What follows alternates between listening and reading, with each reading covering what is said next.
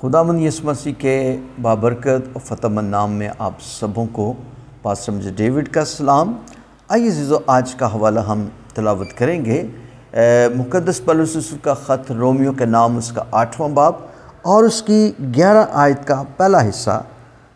लिखा है कि और अगर उसी का रूह तुम में बसा हुआ है, जिसने यीशु को मुर्दों में से जलाया, जिसने मसीह यीशु को मुर्दों में से जलाया, तुम्हारे फ़ानी बदनों को भी अपने उस रूह के वसीला से ज़िंदा करेगा। आज हम एक बहुत अहम और ख़ास बात पर गौर करेंगे कि मुर्दों में से जी उठने की क़ुव्वत का तजर्बा हम कैसे हासिल कर सकते। यीशु ने कहा, वो पौलुस कहते हैं, वो रूह जिसने यीशु को मुर्दों में से जलाया, वो जो तुम में बसा हुआ है, तुम्हारे फ़ानी बदनों को क्या करेगा? ज़िंदा करेगा। आज हम बाइबल मुक़द्दस में इस बात पर गौर करते हैं।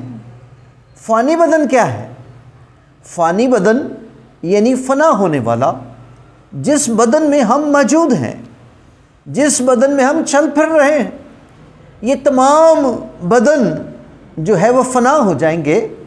या तो हम ज़मीन पर मौत के सबब से, बदन के फ़ना होने के सबब से खुदा की बादशाही में जाएंगे, या फिर ये फ़ानी बदन जो है जब मसीह की आमद होगी तो लिखा है पहले जो मसीह में हुए हैं वो ज़िंदा किए जाएंगे, फिर जो बाकी होंगे हम पल भर में क्या है? बदल जाएंगे। फ़ानी बदन के अंदर एक तब्दीली आने वाली। आज खुदा के कलाम में से सीखते हैं कि हम इस फ़ानी बदन में बाज़-औक़ात हमारी मुश्किलें, परेशानियाँ, आज़माइशें इतनी बढ़ जाती हैं कि हम जान करने की हालत में चले जाते हैं, यानी मौत की कैफियत में चले जाते हैं। जिसकी एक मिसाल मत्ती की इंजील में यीशु मसीह ने जब शागिर्दों से कहा कि मैं मरने की नौबत तक पहुंच चुका हूँ, नहायत गमगीन हूँ, आओ जागो और क्या करो? दुआ करो। यानी ऐसा करब, ऐसा दुख, ऐसा गम जब हमारी ज़िंदगी में आ जाता है, जो हमारी बर्दाश्त से बाहर हो जाता है, उस वक़्त हम अपने फ़ानी बदनों में मौत की हालत में होते हैं। और उस वक्त हमें करने की क्या ज़रूरत है?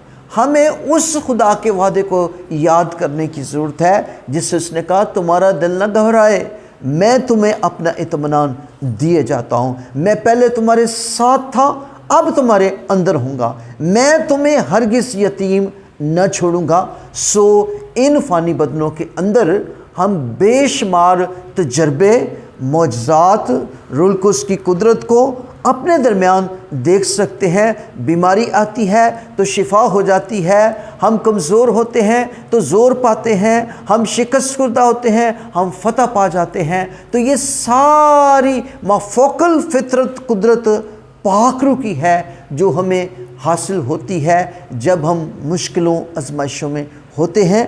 अगर हम अपनी ज़िंदगी में इस तजर्बे को हासिल करना चाहते हैं तो हमें अपनी निगाहें खुदावंद पर लगानी है, उसके वादों पर यकीन करने की ज़रूरत है, जो वादा उसने शागिर्दों के साथ किया, जब तक तुम्हें क़ुव्वत का लिबास न मिले यरूशलेम में ठहरे रहो।